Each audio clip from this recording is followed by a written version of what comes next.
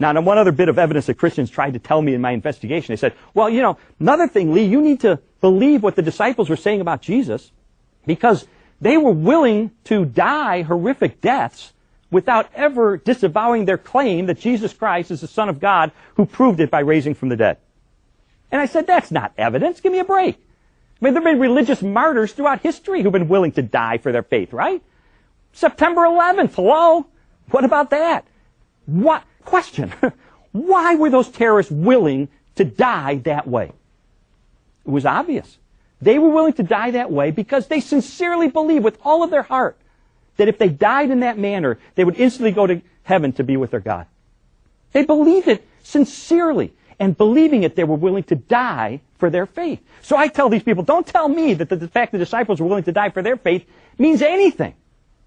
And I'll never forget, a guy looked at me and said, no, Lee, you're missing the point. You're missing the difference between what the disciples did and, for instance, put in modern terms, what those terrorists did. I said, well, what's the difference? And this is what he told me. This is so powerful. He said, Lee, people will die for their religious beliefs if they sincerely believe their beliefs are true, right? I said, that's right. He said, but people will not die for their religious beliefs if they know their beliefs are false, right?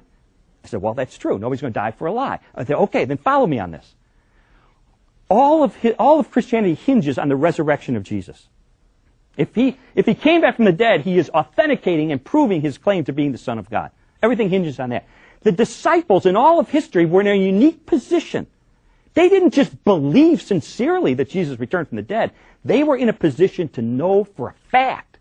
They touched him. They ate with him. They talked with him.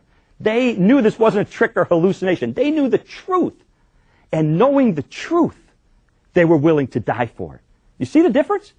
The fact that those terrorists were willing to die for it says nothing about the truth of Islam, does it? It just means they sincerely believe whatever it proclaims or whatever they interpret it as being. The disciples didn't just believe Jesus returned from the dead and thus proved he's the Son of God. They knew it for a fact.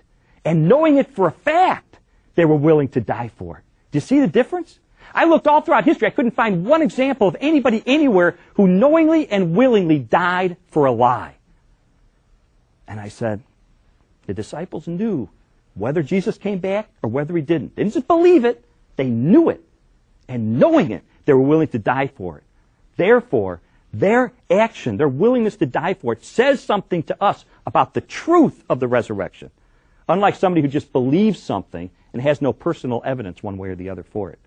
And I said, that is a powerful bit of corroboration about the truth of Christianity.